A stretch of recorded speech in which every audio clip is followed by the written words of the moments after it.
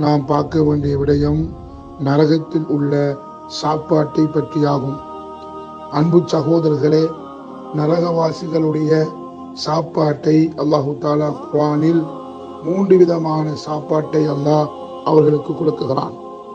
முதலாவது சாப்பாடு, லைஸ லஹும் தஆமுன் இல்லா மின் ضريع லா யுஸ்மினு வலா யுக்னி மின் ஜூ.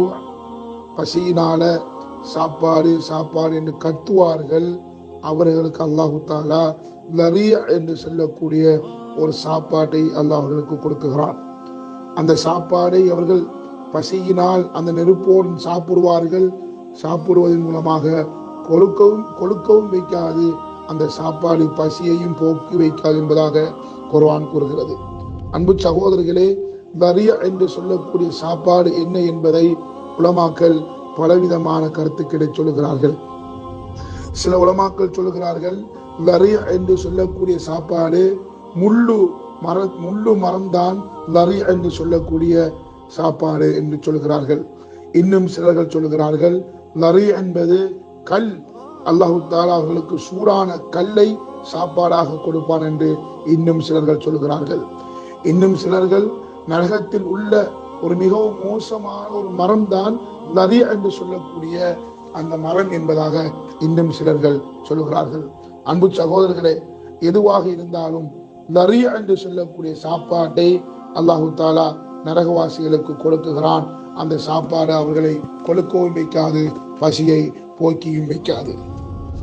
அன்பு சகோதரர்களே, இரண்டாவது நரகவாசிகளுக்கு கொடுக்கப்படக்கூடிய சாப்பாடு ஜக்கூம் என்று சொல்லக்கூடிய சாப்பாடாகும்.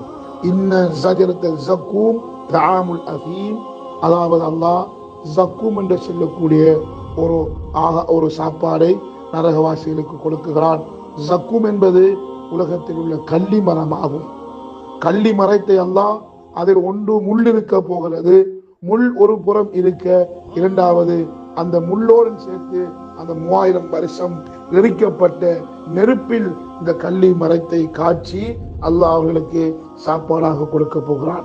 அன்பு சகோதரர்களே, அந்த சாப்பாடை, அந்த ஜக்கூம் என்று சொல்லக்கூடிய அந்த கள்ளி மரத்தை சாப்பிடக்கூடிய நேரத்தில் அவர்கள் வயிறுகள் கொதிக்கும் என்பதாக குர்ஆன் சொல்லிக் கொண்டிருக்கிறது. அன்பு சகோதரர்களே, நீங்கள் முத்தூன், அந்த ஜக்கூம் என்று சொல்லக்கூடிய சாப்பாடை இவர்கள் சாப்பிடுவதனால் அவர்களுக்கு வயிறு நிரம்பாது, இன்னும் பசி ஏற்படும். ஒன்று, அந்த ஜக்கூம் என்று சொல்லக்கூடிய சாப்பாடை சாப்பிடுவதனால் அந்த தொண்டைக்கு இறங்கும் போது அன்பு சகோதரர்களே, அந்த நெருப்பு அவர்கள் தொண்டையை பத்த வைக்கும் என்பதாக உலமாக்கள் கூறிக்கொண்டிருக்கிறார்கள். மூணாவது சாப்பாடு தான் அல்லாஹு தஆலா சூரத்துல் ஹாக்காவில் சொல்கிறான், கிஸ்லீன் என்று சொல்லக்கூடிய சாப்பாடாகும். அன்பு சகோதரர்களே, அல்லாஹ் சூரத்துல் ஹாக்காவில் சொல்கிறான், யாருடைய பட்டோலை இடது கையில் கொடுக்கப்படுமோ அந்த அடியான் சொல்வான், மா அக்னா அன்னி மாலியா ஹலக் அன்னி சுல்தானியா.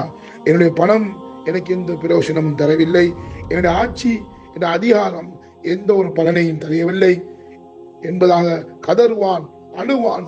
அல்லாஹ் சொல்கிறான், இப்படியானவர்களுக்கு நாங்கள் கொடுக்கும் உணவு என்ன தெரியுமா? வலா தஆமுன் இல்லா மின் கிஸ்லீன்.